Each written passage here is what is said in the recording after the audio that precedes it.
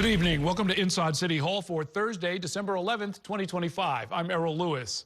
Some New York City businesses sound like they're beginning to jump on Zohran Mamdani's bandwagon when it comes to childcare. The mayor-elect today met with business leaders who told him about benefits that they already provide to parents, while also discussing how those benefits might be expanded. The mayor-elect also seems prepared to create a new position in his administration that will be dedicated exclusively to childcare.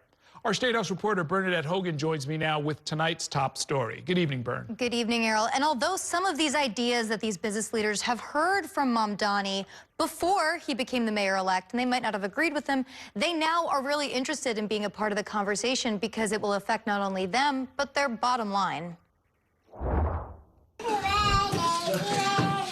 Ahead of Zohran Mamdani's official debut as mayor on January 1st, businesses are assessing what child care assistance they already provide employees and are considering adding more incentives, especially if the city and state governments play ball and help them pay the bill. We're seeing declining enrollment in our public schools. It's fundamentally reshaping the New York as we know it. And we have more and more business leaders that are increasingly talking about childcare as economic infrastructure. Bank of America, Citibank, Pfizer, Warby Parker, Etsy, and several other top employers met Mamdani alongside Partnership for New York City CEO Catherine Wild early Thursday. What I really appreciated about this meeting was a number of business leaders highlighting how when they invested in childcare in their own companies, they saw significant changes in their ability to retain the talent that they already have. Mamdani's $6 billion campaign promise would require the city to pay for babies' care starting at 6 weeks old until they turn 5. But as of Thursday, his plan still has many gaps to fill. So the specifics of how many families, how many centers, that's exactly what we're hard at work at right now over the course of this transition. When asked why that key information is still absent, Mamdani. I'm not yet the mayor, but I am hard at work at preparing this. And what it looks like, frankly, is first assessing the failures of our current approach that we have. Later, Wild explained to New York One some conversations that are happening behind closed doors. Although child care tax credits are available on both the state and federal level, they're underutilized. There's a whole comprehensive network of needs. It was suggested in our meeting that we may need a child care czar who is going to carry out the mayor's vision. Sharing a new survey among 105 city businesses employing between 100 and 25,000 employees. We found that employers are all over the map in terms of what they offer. While a majority of companies reimburse parents for urgent or backup childcare needs, few house care facilities in or near the workplace. And the median cost of benefits per eligible employee, $370. It's actually very, very few that offer deeply robust child care benefits. I'm talking about the ability for an employee to know, hey, if I take this job, I'm going to have free or very, very low-cost child care. That's an expensive, a hugely expensive benefit for a company to offer. Mamdani has promised to pay for his ideas with the help of a new tax hike on the very businesses he's courting. One they oppose. I don't think we need to entertain the possibility of cuts in order to fund an agenda like this. What I've spoken about is an openness to different revenue streams beyond the two that I've proposed. On when the promises will turn into a reality. He indicated that he will follow up with employers and try and make sure that we're getting something done that maximizes the private sector resources that are going into this, and then looking at where are the gaps that we need to fill with additional revenues. So new taxes are not off the table, Errol, to pay for all of this. Very interesting. And it sounds like the businesses are aware that having employees who have child care taken care of means that they'll be more productive, more likely to show up for work, more likely to stay with the company, and so on. Right, and it really is an argument that if you do provide those wraparound assistance benefits, right, then it helps out the business at the end of the day if they already have a good employee, and then they don't have to go out and look for somebody every time a woman has a baby, you know, and then can't come back because they don't deem it worth it. The other thing that's interesting that they're looking at is building out the child care centers that are already in existence, but then seeing how they can support at-home care, whether it's a family member, the parent themselves that are assisting. And that model, speaking to Kathy Wild, kind of originates with this idea of smaller part-time micro sellers, like the company Etsy, for example, that is that platform that connects part-time sellers, and trying to figure out if the company can help advocate for those people, which I thought that was pretty cool. Yeah. Well, there's a family daycare used to be a staple, and it was one of the sort of features that the government was sort of trying to get its hands around.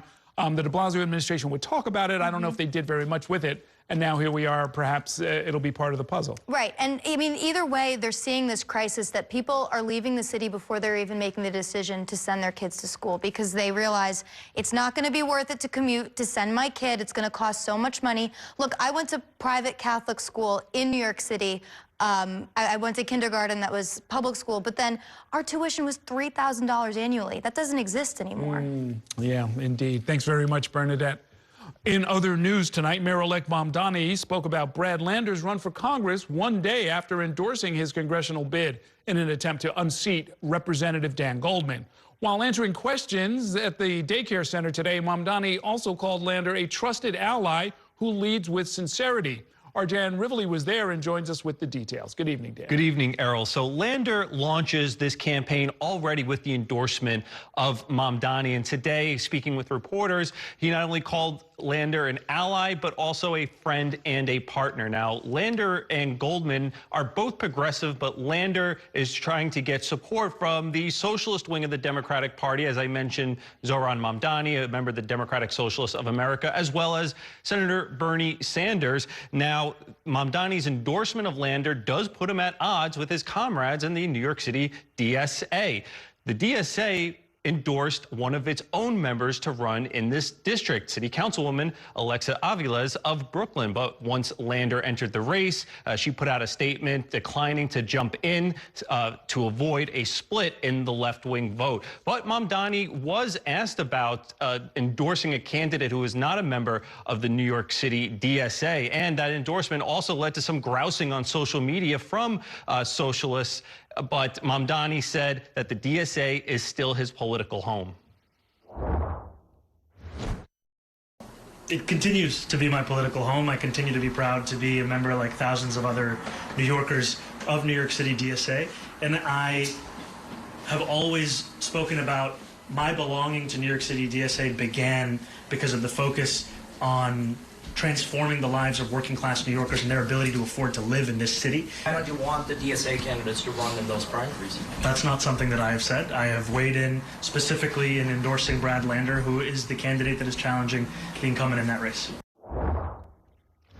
The day Lander announced his campaign, I reached out to the New York City DSA to see if they would restart the endorsement process and formally endorse Lander. Instead, I got a statement back praising Aviles, saying her decision not to run would let them consolidate around the ultimate goal of defeating AIPAC, that is the American Israel Public Affairs Committee. Both Lander and Goldman are Jewish. Both have been critical of Israel's right-wing government, but Lander much more so here in New York. Errol. So kind of a complicated timeline, but did the DSA even consider Lander before? Would this be an entirely new kind of a look that they'd be giving him if he appears to be the only candidate? They would have to give it a new look. They have a very structured process on how they deliver endorsements. It's one Mamdani is intimately familiar with, not just as a member, but as you recall, he personally appeared at an endorsement meeting to stop a primary challenge against Hakeem Jeffries. And so that was my question to the DSA. Do you restart the process? Lander, as I mentioned, is not an official member of the DSA, but they can certainly endorse him, particularly because its membership is so against Dan Goldman. Yeah, what is the objection to Dan Goldman? You mentioned AIPAC and money that he's taken from the American Israel Public Affairs Committee.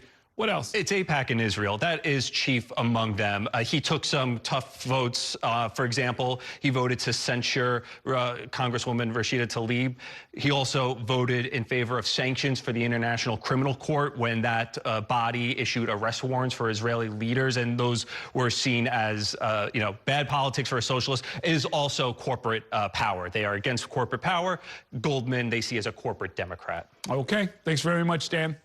Also tonight, a grand jury has again declined to bring a new indictment against New York State Attorney General Letitia James, sources are telling the Associated Press. It is another blow to the Trump administration's Justice Department after the recent dismissal of earlier charges against James and against former FBI Director James Comey. The allegations against James are related to the purchase of a house in Norfolk, Virginia, where she has family. A judge threw out the original indictments against James and Comey last month, ruling that the prosecutor who presented evidence to the grand jury, Lindsay Halligan, was improperly, indeed illegally, appointed U.S. Attorney for the Eastern District of Virginia. We're going to take a short break now, and when we come back, President Trump looms large over the Republican primary in New York's race for governor between Elise Stefanik and Bruce Blakeman. We'll explain why. Also tonight, we have new details about the U.S. military seizure of an oil tanker off the coast of Venezuela. And later, industry experts say that New York is falling behind when it comes to technological infrastructure of city government.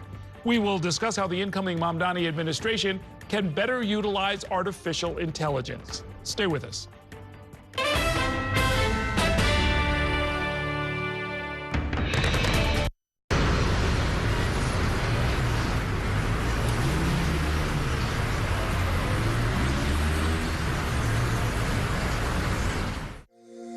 Every day tells a new story. At Mornings on One, we're dedicated to bringing you the stories that matter most to start your day. With in-depth coverage of the day's news. I'm Pat Kernan. Here are the stories we're following. And weather updates every 10 minutes. Tomorrow, some morning sunshine possible. Clouds take over. It's our responsibility to get you the information you need before you head out the door. Mornings on One. Weekdays starting at 6 on the Spectrum News app. Free for Spectrum and Xfinity customers. Spectrum TV, isn't that only live TV? No, it's only all my favorite streaming apps with live TV. Okay. It's only all included at no extra cost. And that's the magic of math. Will this be on the test? Sure. Why not? It's only one simple payment for all our TV. We gotta simplify and win. Winning is equally important. If not, more so.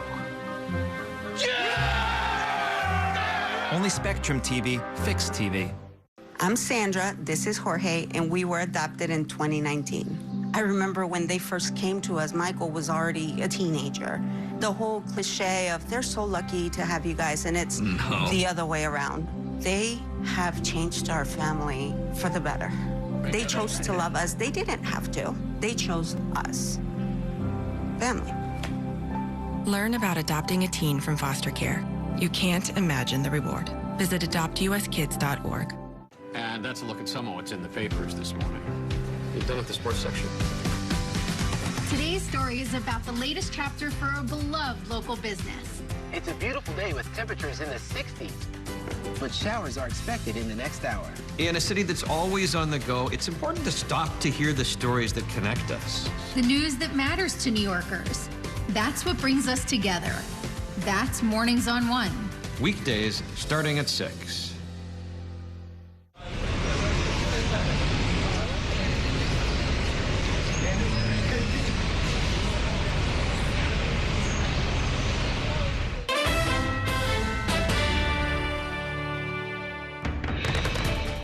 Welcome back to Inside City Hall. Many prominent Republicans, including the leader of the state party, are weighing in on the race to secure the party's gubernatorial nomination, with Nassau County Executive Bruce Blakeman now challenging Congresswoman Elise Stefanik.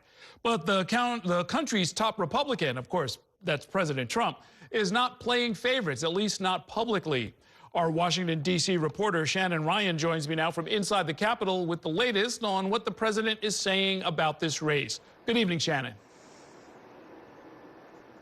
Good evening, Errol. Certainly a sticky spot for the president to be in. We know that these are people he's both called friends. They've publicly called themselves his allies. And in terms of what he said publicly on the record, we've heard little more than that out of him. He's declined to endorse either of them, singing their praises and saying that he hates to see them both pitted against one another. However, sources tell us behind closed doors, his messaging has been quite different.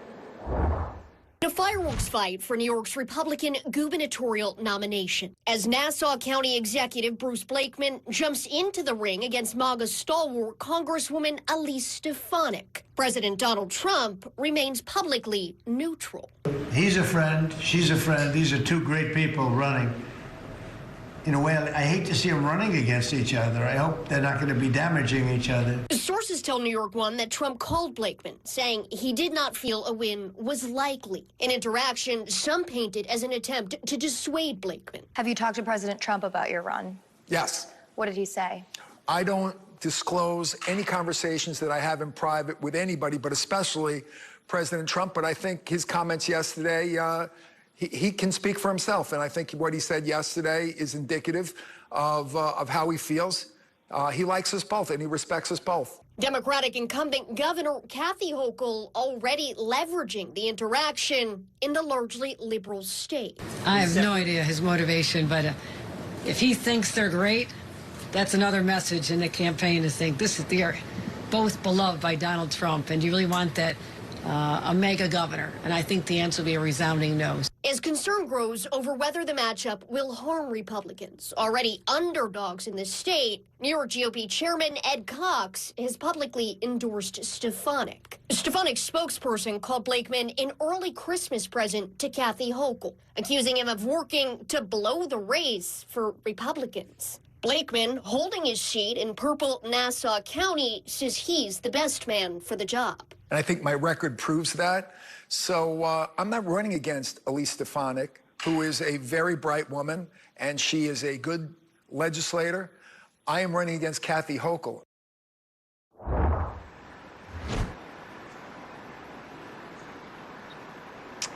And Errol, in terms of what we're seeing on the local level, you saw that statement from Ed Cox. He says about 75% of counties right now are supporting Stefanik.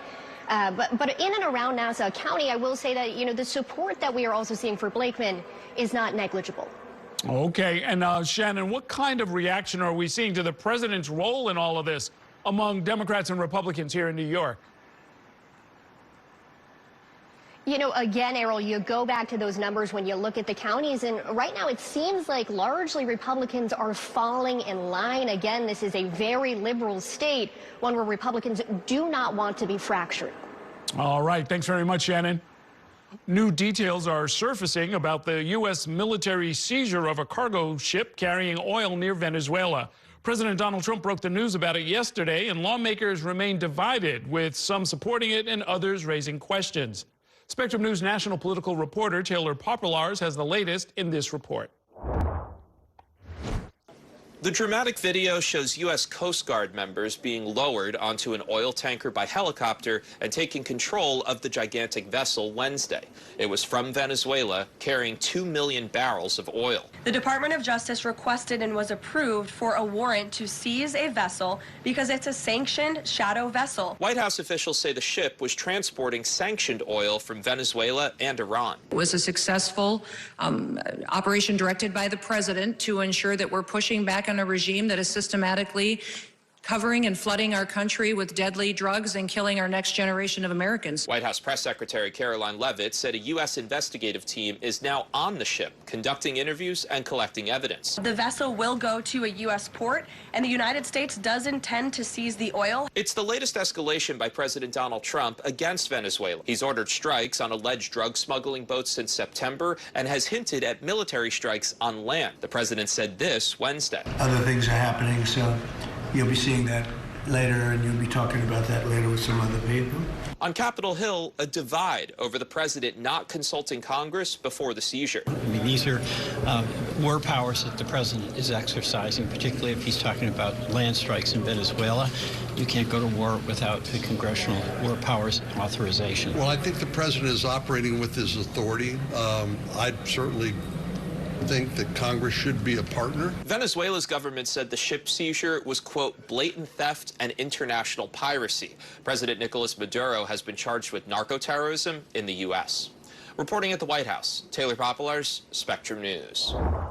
It is time now for a break. Coming up, New York's top cannabis official has been pushed out by Governor Kathy Hochul. It is the latest hiccup for the state's legal marijuana industry. We'll explain why after a short break. Stay with us.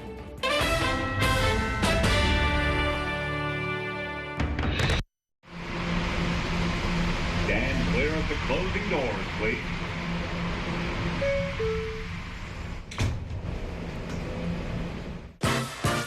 There's nothing quite like the feeling of going to the theater. Onstage celebrates that excitement every week by taking you behind the scenes with the latest news and in-depth interviews of the hottest shows on and off Broadway. So grab a seat, because this is a show you won't want to miss. Join us every Saturday and Sunday at 7:30 p.m. for Onstage. Onstage is presented by your Tri-State Cadillac dealers. Discover which Cadillac is right for you and elevate your journey. It's only a hike. It's only made possible by Spectrum Business connecting healthcare providers of all sizes. Like hospitals relying on the Spectrum Fiber broadband network with industry-leading reliability. Practices keeping patient data safe with advanced security. Pharmacies accessing records in the cloud without fail. It's tailored connectivity solutions built for life-changing moments. It's only a hike. It's only everything. Spectrum Business.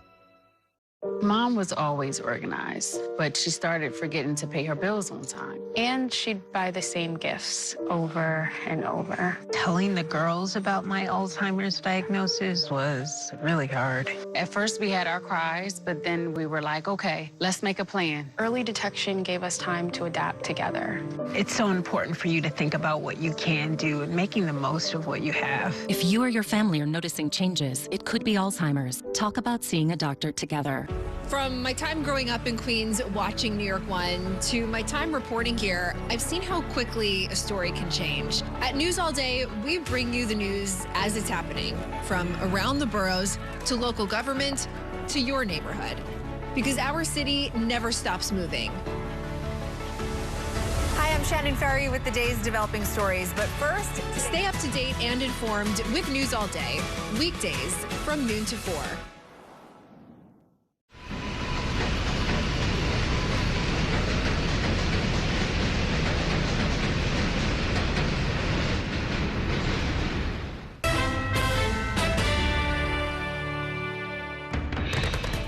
Welcome back to Inside City Hall. Since its rollout nearly 3 years ago, New York's legal cannabis industry has been plagued by a variety of problems. Now, after an embarrassing legal setback, Governor Hochul has forced out the leader of the state's Office of Cannabis Management for the second time in less than 2 years. Our Bobby Kuza is here with the details. Good evening. Good evening, Errol. And just when you thought things couldn't get any rockier for the cannabis industry, there's been this problem lately where some New York operators, legal operators, are sort of skirting the law by working with out-of-state operators because, you know, there are very strict regulations. Everything has to happen within New York State. So OCM, the Office of Cannabis Management, tried to make a big enforcement action against some very high-profile companies. The case apparently fell apart, and Governor Hochul evidently was frustrated by this and took some action this week. Last year, Governor Hochul promised changes at the state's Office of Cannabis Management, leading to the resignation of Chris Alexander, the agency's first executive director. This week, she forced out his replacement, Felicia A.B. Reed. It's just one mess after the other. Jeffrey Hoffman is a longtime cannabis attorney here in New York, which rolled out its first legal dispensary in 2022. Through the whole history of the program, there's been all kinds of issues, and we're now going to be on our third executive director in the first 5 years of the program. That's not a very auspicious start. The latest embarrassment is a high-profile legal case involving Long Island-based cannabis processor Omnium, which the state accused of illegally working with out-of-state brands, a growing problem in the New York industry. But the Office of Cannabis Management, also known as OCM, withdrew the case just as an administrative trial was set to begin for reasons that are still unclear. In a statement, Hochul said, too often the Office of Cannabis Management has stood in the way of the market realizing its potential, including most recently in the case of a pending compliance action that it has had to withdraw. As a result, I directed my office to take action, including requesting the resignation of the acting executive director. It seems as if the state was finally going after these bad actors, and then all of a sudden the case evaporates. Aaron Gittleman, a former spokesman for OCM, said while cannabis operators have suffered setbacks, consumers now have access to more than 500 legal dispensaries statewide. If you're watching this at home and you're asking, how does this impact my ability to get stoned this weekend? It doesn't. If you're an operator in this space and you're wondering, okay, will we have some stability? Because there have been certain unforced errors in New York's cannabis market from day one. State regulators have been tripped up by lawsuits and the proliferation of unlicensed smoke shops while making embarrassing regulatory missteps. Now Hochul must install new leadership for the second time in less than 2 years. She thought she was fixing it and bringing, order to the chaos. And unfortunately, we just have significantly more chaos. And Felicia Reed, who was ousted, was actually the interim executive director because she'd never been submitted formally to the state Senate for her nomination because she was just the interim replacement for Chris Alexander, who'd resigned last year. So the hope now is that Hochul will find somebody who's well qualified and will make them the permanent executive director, which of course needs Senate approval. Well, yeah, I mean, it's got to be maybe a tough hire. Like, who wants to be the third person now to walk into this job when the last two went down in flames? And, they need somebody who has experience in the field. And of course, the industry in New York didn't exist until a few years ago. So there's not that many people who know the ins and outs of the industry. So they got to find somebody who's respected and who's experienced. And there's not a lot of candidates who are on that list. On the enforcement side, are there still a lot of illegal operators out there? Is that still a big part of what the office does? I mean, at least to me, it doesn't seem like it's as visible of a problem as it used to be, and a lot of that was part of a city crackdown on the part of Mayor Adams. But you talk to people in the industry, and they say it is still out there. Some of these stores are just better now at concealing their operations than maybe they used to be. All right. Thanks very much, Bobby. It is time for a break. When we come back, I'll be joined by a leading tech advocate to talk about how Mayor-elect Mamdani can modernize city government through the use of artificial intelligence. Stay with us.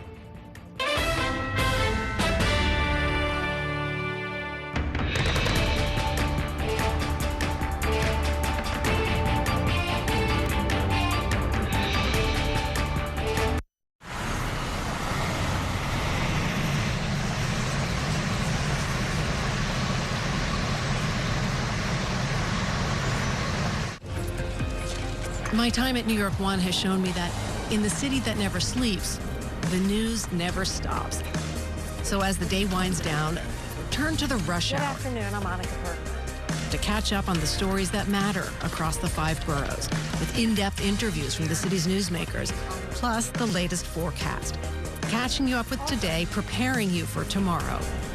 Right here on the Rush Hour. Weekdays from 4 to 7 p.m. It's only a slice. It's only made possible by Spectrum, connecting businesses of all sizes, like small businesses, instantly serving up orders and inventory on the Spectrum Fiber broadband network. And factories, seamlessly connecting to farmers in the field with tailored solutions that always deliver. It's only a slice. It's only everything. Get your business free fiber-powered internet forever. Call to find out how. I'm Chris Jakimick. I served in the United States Air Force and I deployed 3 times. So in 2017, I was serving as an Air Force First Sergeant. Our motto in that role is my job is people, everyone is my business. But unfortunately in that year, I would lose my own brother, Lance Corporal Adam Jakimick, to suicide. The majority of veteran suicides are from guns. I store my weapons securely, not only for myself, but for my family. My service never stops. At Spectrum Noticias, we recognize that our New York City community is vibrant and diverse. Spectrum Noticias delivers balanced coverage of the stories that matter in our communities and across the country. Our journalists are based in the neighborhoods we cover, ensuring you get in-depth reporting on what's happening in the places we call home. So join us at Spectrum Noticias. We're always on, always there for you. Now available on your TV. Check your local listings. Also available on the Spectrum News app.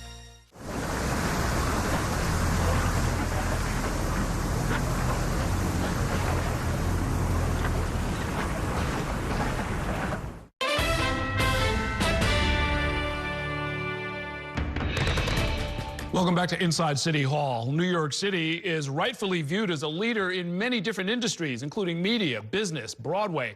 But when it comes to technology, some advocates and industry insiders say that the 5 boroughs, the government in particular, is falling behind in using artificial intelligence to make city bureaucracy more efficient.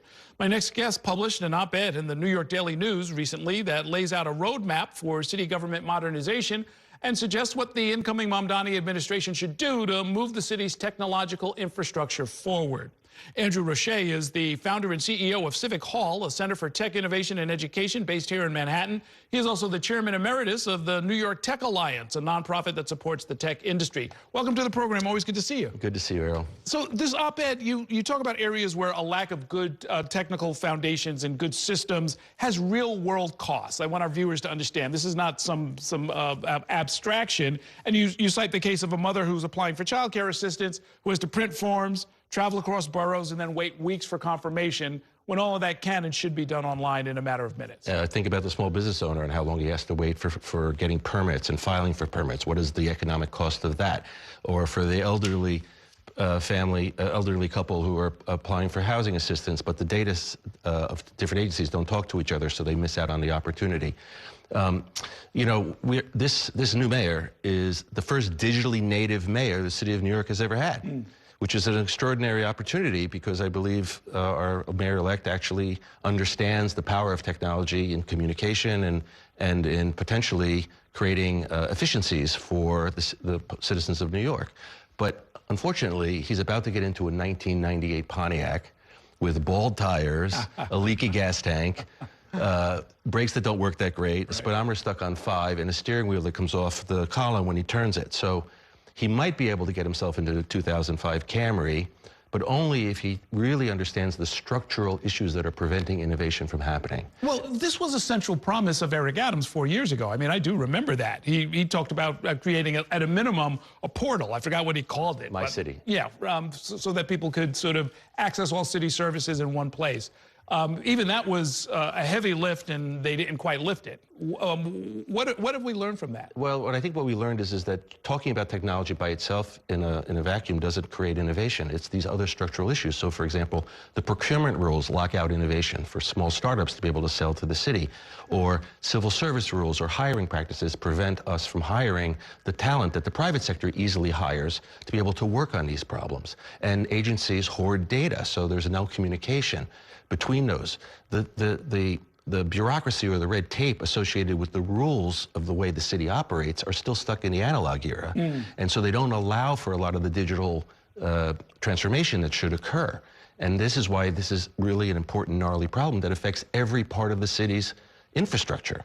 And, you know, just think about the mayor's, desire to create a mechanism to allow mental health professionals to be able to respond to the challenges that we have with our mental health crisis on the streets and not having the police to do it. You've got to build an infrastructure for that. It has to be tied to 311. Sure. It's not going to be done by simply waving a magic wand. Yeah. So this is going to require very careful thought and some time, but the mayor has to recognize the challenge that he's facing, and if he does recognize it, he has an extraordinary opportunity to reinvent New York. You mentioned other cities seem to be ahead of New York or doing some interesting things that maybe we could learn from. Let's put it that way.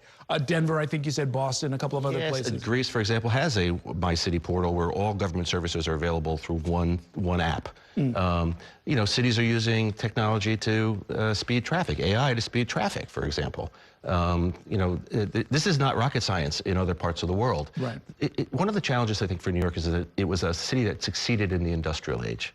And even though we have a tech sector that's now booming, the city of New York government has not caught up. And so now we have an opportunity to do it. And to save money, to deliver the promises that this mayor-elect is offering New York, it's time that the mayor, the controller, the speaker, and the public advocate come together to really look at what are the structural reasons why the bureaucracy doesn't allow innovation to take place. Is this one of these rare occasions when what we actually need is a blue ribbon commission? Not to foist off the issue, but to sort of cut across different areas. So my op-ed made the following recommendation, which is that the mayor should appoint a chief digital officer, a chief information officer, who reports directly to him, to the first deputy mayor, and to the Office of Management and Budget.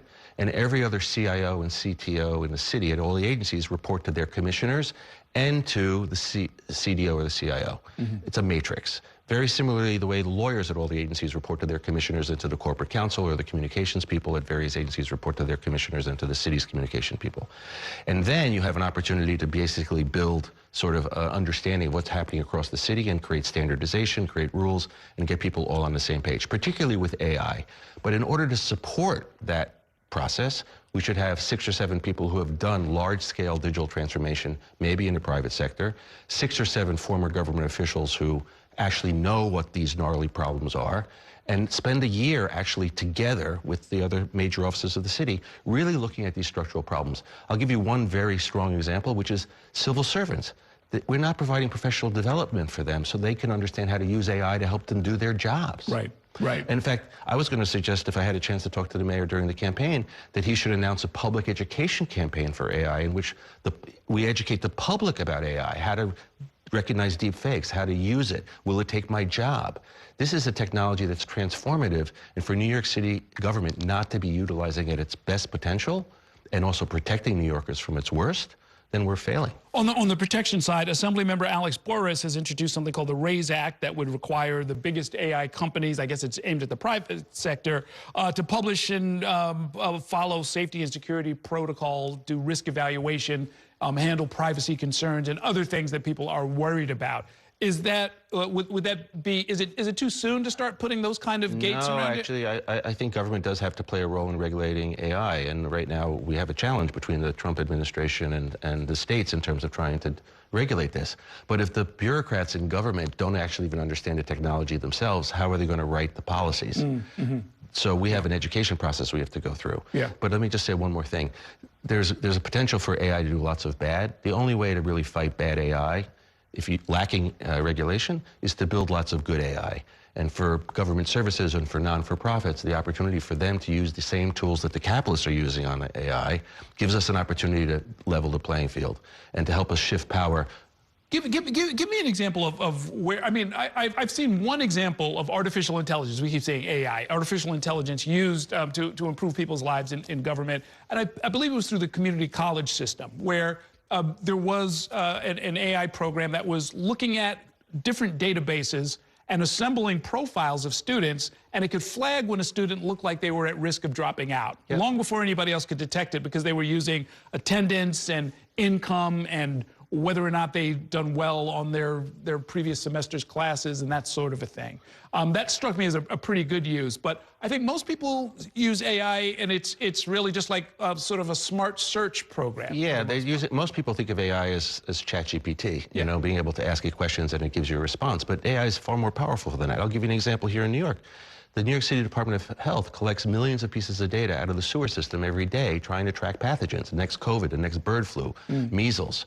They're trying to build a predictive models where they can use AI to give them an advanced warning, an earlier warning system for those kinds of pathogens. Sure. But they have the data scientists and data architects working in the Department of Health. We don't have data architects and data scientists working at other agencies. Right. That, you know, talking about AI is like talking about the penthouse. If you don't have a foundation and you don't have an elevator, what's the point of talking about the penthouse? Okay. Well, this is some food for thought for one of the many transition committees that are supposed to be laying out what this next administration is going to do. But this is a great topic, and we'll be following up on this. Thanks so much. Thanks for inviting me. Okay. Let's take a short break now. When we come back, we'll talk about an effort to move New York's presidential primaries come 2028 to Super Tuesday. That's weeks or even months earlier than when we normally have our primaries. We'll bring you those details in 2 minutes. Stay with us.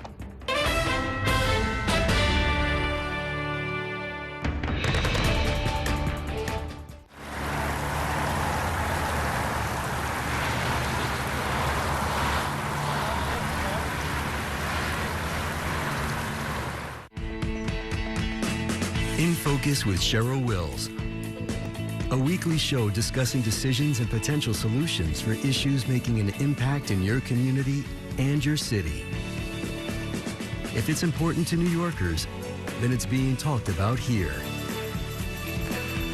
In Focus with Cheryl Wills, Sunday mornings at 10:30 on New York One.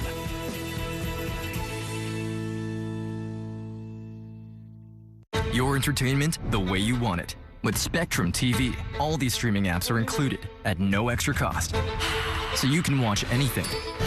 Movies, series, sports, reality, news. Here's a look at today's top stories. Exclusive originals. We await your orders. And even more of your favorites with live TV.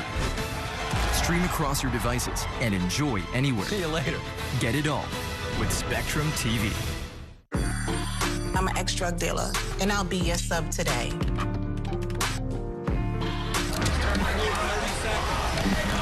Two milligrams of fentanyl can be lethal. A lethal dose is in here. Who gets it, I won't know. It's cheap, it's potent, and it's profitable. The sad reality is fentanyl is being mixed into everything now. More kitchen now. My father was a New York City firefighter. My mission, like his, is to serve New Yorkers in a city that doesn't stop when the sun goes down. Being with New York One since the beginning, I'm now honored to join you even earlier each weeknight. Starting at 8 with New York Tonight, we'll explore the latest news developments, followed by New York One at 10 to wrap up your day. So join me each weeknight starting at 8 right here on New York One.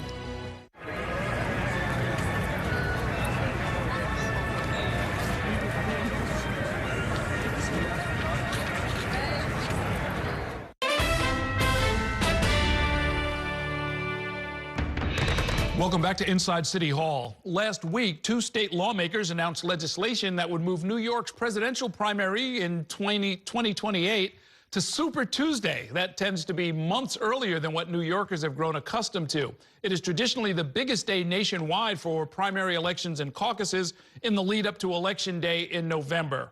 Upstate political reporter Jack Arpey has the details in this report.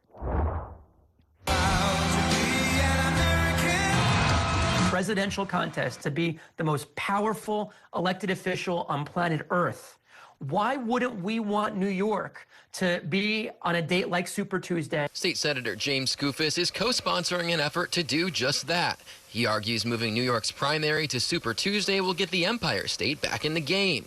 New York's primary has been in April or June since 2012, and the contest has been essentially decided at that point, without any actual campaigning taking place with the exception of 2016. Mathematically, by then it was over.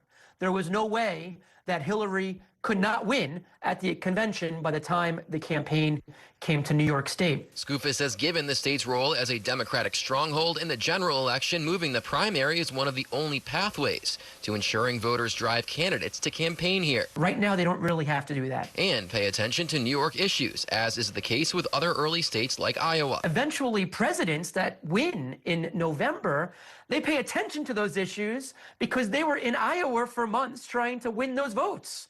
New York can center ourselves in such a way. Jeff Weiss, elections and redistricting expert and professor at New York Law School, argues it would raise New York's stature. New York will become a major player. We'll see more focus, more campaigning, more money put in New York, and it will raise the ante for candidates of both parties. But the move would also have to be approved by both national committees. The parties have not yet set their final rules, and it shouldn't be that difficult for New York to move its primary from an April, May, or June date to a March date. Skoufis says he believes the legislative support is there to pass the bill necessary to move the date in time for the 2028 election. Already a lot of interest, a lot of support, and I'm hopeful that we're going to get this done early on in session. Certainly, it is realistic. Jack Arpey, New York One.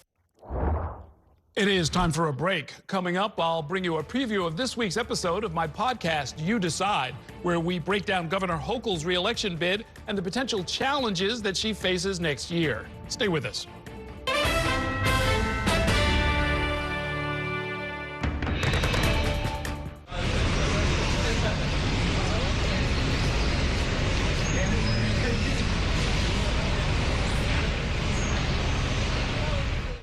We have so many ways to stay connected. A single touch can bring us closer to the families we love, the friends we know, and the city we share. And Spectrum helps us keep connected throughout the day, every day. Including more ways to watch New York One as a Spectrum Internet customer. Watch Spectrum News New York One on the Spectrum News app available on all your favorite devices. There's an international travel plan with Spectrum that was an additional $10 a month as opposed to paying a ridiculous amount per day for roaming fees. This literally felt like my old phone carrier was reaching their hand into my wallet and just helping themselves to some of my cash. I like having no surprises when it comes to my cell phone bill. And with Spectrum, that's been the case. So it saved me a ton of money. Real customers, real savings. To see how much you can save, visit spectrum.com/save.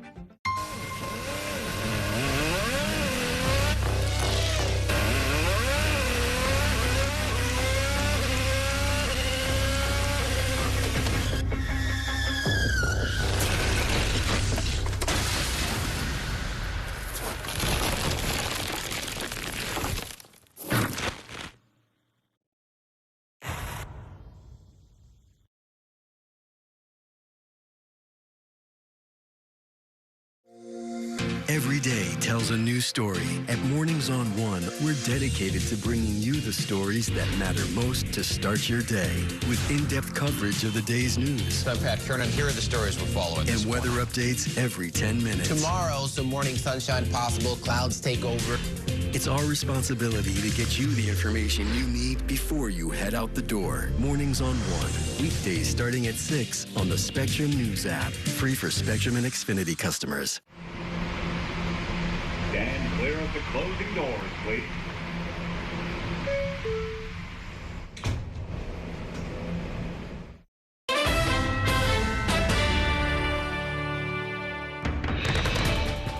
Welcome back to Inside City Hall. As we told you earlier, the race for governor is already stealing the political spotlight, with competitive primaries looming for both the Democratic and Republican Party candidates. Running for re-election, Governor Kathy Hochul now faces a primary challenge from her own Lieutenant Governor, Antonio Delgado. And two allies of President Trump, Nassau County Executive Bruce Blakeman and upstate Congresswoman Elise Stefanik, will face off in a Republican nomination primary. On this week's episode of my You Decide podcast, State House reporter Bernadette Hogan and Politico's Albany bureau chief Nick Reisman both joined me to talk about what we can expect next year. Here's part of that conversation. Let's frame the politics, broadly speaking, the way it usually goes. And then I want to talk about some policy with you about what's going to actually have to get done for New Yorkers. Generally speaking, the formula for Democrats and the reason they've held the State House, I guess, since 2002, or that election, 2003, for the last quarter century now, almost a generation, is that they win in the cities, right? They run up huge numbers downstate, including in the suburbs, or they do pretty well in the suburbs, as well as, say, Buffalo, Syracuse, you know, Rochester, and the rest of it goes red, right? So you've kind of got a formula where it's going to be downstate plus upstate cities versus the whole rest of the state. Is that a sort of a fair way to put it? Right, except now you also have this weirdness where people have moved out of the city ever since the pandemic, right? That's why for example, Hudson Valley congressional district that Mike Lawler represents, that's why he was told by the White House, don't run because you're one of the only Republicans that can keep and retain this seat. Because so many people have moved out. And the politics, you know, it has slightly changed, but at the same time, you know, the governor has to work on connecting herself to some of those policies, like, you know, saying she made things more affordable, did a child care tax credit, did the phone ban. Are people connecting her with that, and how does that assist her? Right. And Long Island is really the bellwether here, right? I mean, and that is why, for a lot of Republicans, especially in Nassau County, why Nassau County Executive Bruce Blakeman's candidacy for governor is so intriguing. Yes, it is a shot from half court right now to win the governor's race as a Republican. You have to essentially depress the turnout in New York City. You have to have sufficient turnout in upstate New York, run those numbers up big as a Republican, and then really, really win the suburban counties. That's really difficult to do. But if you're a Republican, say, running down ballot as a county legislator or a town supervisor or a county legislator, you're going to have to make sure that you've got a strong top of the ticket next year. By the way, all those local elections, they're going to be in even numbered years outside of New York City going forward. So Republicans would like to see a strong suburban candidate in some instances. And that's why Blakeman potentially has some wind at his back going forward. And it's why Hochul needs to be so careful about not alienating the suburbs, a part of the state that she really really hasn't been able to make many inroads with over the last couple of years. Right, and off of that, if you look at the Tom Suozzi special election, I mean, Hochul was non-existent before that, and as Suozzi was campaigning, they didn't want her on Long Island because she wasn't good. That's, talking to the strategist there, she wasn't good for those races. And with the Blakeman entry, already talking to some of these Republicans on Long Island, they're really excited to have somebody that, number one, is one of their own, but then could also possibly pose a challenge to the Democrats that are holding on to their congressional seats by really thin margins. So all politics is local. And the governor, again, the favorability ratings and the name ID, it's lower than she'd like in New York City. It's lower than she'd like on Long Island. And she's trying to parse or figure out the situation that Mamdani was able to figure out policy-wise, but then also just connecting younger voters, people that are online a lot. So maybe not just younger voters, but I'm just thinking back to this Forest Hills Stadium event that Mamdani was at, that Hochul also got on stage at. And she was nearly booed off stage to chance of tax the rich. And, talking to one of her people, they said, well, listen, we kind of wanted to test the waters and see what it would be like to get her in front of a crowd that she normally wouldn't be able to get in front of. I remember that. And she said, I hear you. She didn't say, I agree with you. Yeah. She didn't say, I yield to you. Or she didn't say, let's talk. She's like, I hear you. And that's about it. Well, so before we go any deeper into the politics, we spent so much time talking about the mayor's race down here in New York City, because that's what we were supposed to do. But let's talk something about the statewide politics. And this is perfect. You're the Albany bureau chief. You've got a ton of experience in upstate. You have a lot of family upstate. You're a sort of a quasi-upstater yourself in a lot of ways, or you know what's going on up there. But, I mean, what are the economic challenges? Because every 4 years when the governor's race comes around, we're right back to the same thing. And I check in on the numbers that I like to look at around, loss of population, how are the industries doing, what are the investment opportunities and so forth, what are the industries that are doing well, and it always looks pretty bad. But what's the question up there that Governor Kathy Hochul, who herself, being from Buffalo, is in fact an upstater. What does she have to deal with? I'll tell you the big wrinkle this time around. It's yeah, sure, depopulation remains an ongoing concern, but the tariff war that Trump has launched against Canada is a major issue for some of these border communities, by the way, which includes Erie County and the city of Buffalo, where Hochul is from, and where there are a lot of voters who live. Niagara Falls, right? And you've got a number of concerns from people who live in these communities, who do a lot of international trade. Some of them even work in Canada for their day jobs. They've got family in Canada, but there's a lot of cross-border trade that goes on with our neighbor to the north. And the American tariffs on Canada have created a significant problem for a lot of these communities. Just take tourism, for example. In Elise Stefanik's own house district, a lot of Canadians come down and spend time in the Adirondack Park, for instance. If you're in the Adirondacks in the summertime, half the license plates are from Quebec. And half the people on the trails are speaking French. But that is less and less the case now because of this tariff fight that Trump launched. And so I would not be surprised if we see Hochul going forward in the election to make that a major component of her pitch to upstate New Yorkers, especially in these rural communities that might be predisposed to voting for Trump, to voting for a Republican, to try and take a second look and say, well, look, if you're a farmer, you are not benefiting from this tariff war that the president launched. Right. The other thing is jobs. I mean, hey, Nick's employed, so that's good. But Yes, it is. God. But, you have the problem where young people grow up in these cities, say Syracuse, for example, where my family's from, but then they all leave. I mean, they go down to the city, or they just can't get competitive salaries, or they're able to work remotely, but for, say, a law firm in New York City paying city wages. It's a really big problem. I think it's the economy, right? You go an hour outside of New York City, you go up to Orange County, or I'm going on my way up to visit my family towards Albany. I mean, it's like Appalachia. It's impoverished. And the economic development question and the money that's gone to some of these towns, clearly you don't really see it. You have some outliers like Saratoga County, right? But even Albany County, I mean, the state rather, put forth a couple $100 million to drive some economic benefits. And, you're not really seeing it. I mean, crime will be an issue for Hochul, but again, I think it's jobs and the economy. And the big question will be, okay, you talk about affordability, but it's not it's not connecting. Well, you know, here's what's interesting, because every 4 years, again, we go to the Republican convention, we go to the Democratic convention, and the Republican convention, they list a lot of these things, the depopulation, they blame it on the Democrats, which is fair, because Democrats are in power. But then I'm waiting to hear what the alternative is, right? And it's like slash taxes. Well, we've done that. There was a point where Andrew Cuomo said, if you go on a SUNY campus, your taxes will be zero. Tax-free New York. The investors, Startup New York. The investors stayed away in droves, right? Right. I mean, it's not that. You're not going to tax your way out of this situation. No, and it's also like, Nick can probably speak more about this, but like the cost of just doing business in New York, like the unions, right? I mean, it's more prevalent in New York City, but like it's very expensive to open a business. All the regulations. I mean, there's often the parallelisms between like going across the border over to Pennsylvania, where it's, you know, one could argue the economies are roughly similar, but it's not as heavily regulated. There's just like a lot of laws and like cumbersome aspects there. And the one thing that they are trying, they have been trying to take advantage of over the last couple of decades now, is this kind of large-scale industrial policy coming from the federal government. If, say, the federal government decides we're going to spend a lot of money on chip manufacturing, well, then let's build a chip manufacturing plant in Clay, New York, outside of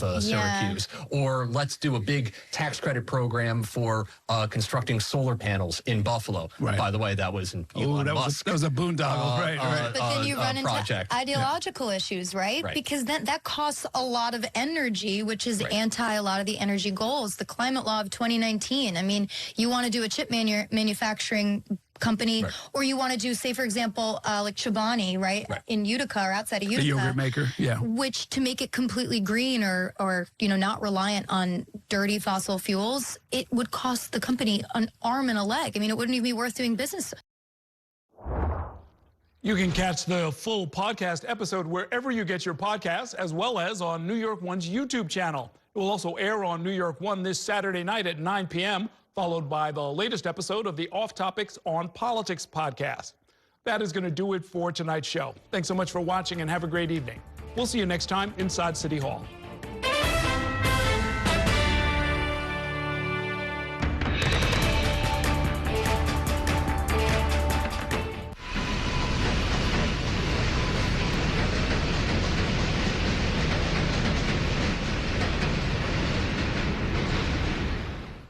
That's a look at some of what's in the papers this morning. You've done at the sports section. Today's story is about the latest chapter for a beloved local business. It's a beautiful day with temperatures in the 60s, but showers are expected in the next hour. In a city that's always on the go, it's important to stop to hear the stories that connect us. The news that matters to New Yorkers. That's what brings us together. That's Mornings on One. Weekdays starting at 6.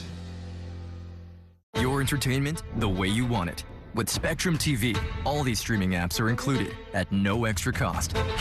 So you can watch anything. Hey, brother. Be careful. Movies. I've got this condition where I don't feel pain. You're a superhero. No. Series. There was another murder in the building. Sports. Reality. Here's to a summer you'll never forget. News. Here's a look at today's top story. Exclusive originals. We await your orders. Even more of your favorites with live TV. Welcome into First Take. Stream across your devices and watch anywhere. At home or out and about. It's the entertainment experience you've been waiting for. Streaming apps included at no extra cost. Just got that, pal. Get a good look. With live TV and on demand. All together, all in one place for you to enjoy. It's whatever kind of adventure we want it to be. Get it all with Spectrum TV.